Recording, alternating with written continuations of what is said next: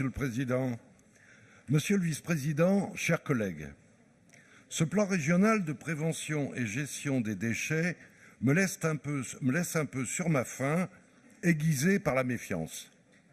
Probablement parce que ma culture politique, qui ne date pas d'hier, en matière de plan, me renvoie systématiquement à l'économie soviétique, si chère à M. Jacquard, qui a fait beaucoup de dégâts, donc de déchets.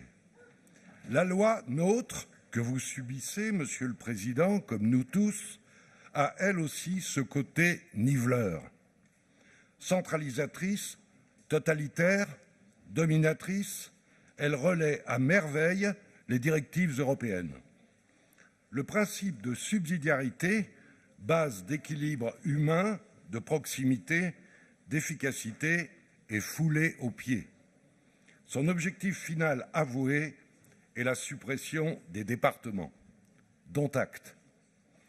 Vous héritez, Monsieur le Président, de responsabilités qui battent en brèche vos convictions localistes, que nous partageons, et que vous devrez mettre au placard des accessoires. Basta les identités, basta les particularismes. Alors, voici donc ce plan qui n'est encore qu'un projet. Qu'en sera-t-il dans un an, moment venu de sa mise en œuvre? Nous verrons bien, mais pour notre part, nous doutons de son réalisme opérationnel. Je ne rentrerai pas dans la critique des objectifs chiffrés dont vos équipes se gargarisent. Plus les objectifs sont élevés, plus le plan paraît ambitieux. Il faut bien justifier ses titres et ses indemnités. Se limiter à des coûts de rabot financiers sur les subventions de la mandature précédente, sans rien en changer sur le fond, ne suffit plus. Voici donc un chantier d'envergure avec l'éloge de l'économie circulaire. Le risque majeur serait que ce plan paraisse, plan-plan, d'autant que le principe de ce qui est circulaire, il faut revenir à la réalité des mots, est de revenir à son point de départ. En fait, à y regarder de plus près, l'esprit de ce plan est imprégné d'une vision mondialiste où la croissance reste la valeur de référence. Certes, la prévention devient un axe fort. Bravo. Mais la lutte contre l'obsolescence programmée fait figure de parent pauvre, alors que pour nous, c'est un élément déterminant du changement des mentalités. Il ne vous aura pas échappé, Monsieur le Président, que ma courtoisie légendaire, partagée par celle de mon groupe, se refuse à être confondue avec le jusqu'au-boutisme des écolomaniaques qui ne manqueront pas d'enfiler des perles nombrilistes pour vous contrer.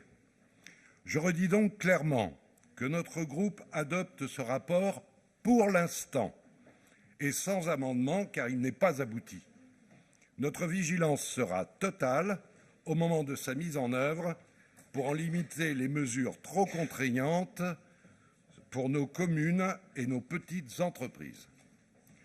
Je terminerai, Monsieur le Président, en faisant appel à votre exemplarité qui entre souvent en concurrence avec votre appel au respect et à l'honnêteté. Vous ne ratez jamais une occasion de mettre en avant cette exemplarité comme un drapeau qui flirte parfois avec le religieux. Alors il faut être un peu plus attentif et directif sur le fonctionnement de la récupération des déchets dans nos bureaux à la région. Dans chaque local, 2 poubelles existent, l'une pour le papier, l'autre pour le tout venant. Or, à chaque collecte, les 2 sont confondus dans une seule et même poubelle. Donc, très respectueusement, Monsieur le Président, peut mieux faire. Il serait peut-être temps d'appliquer à soi-même les règles que l'on veut imposer aux autres. Faites ce que je dis, mais que je ne fais pas ne dure qu'un temps, à toutes fins utiles. Je vous remercie de votre attention.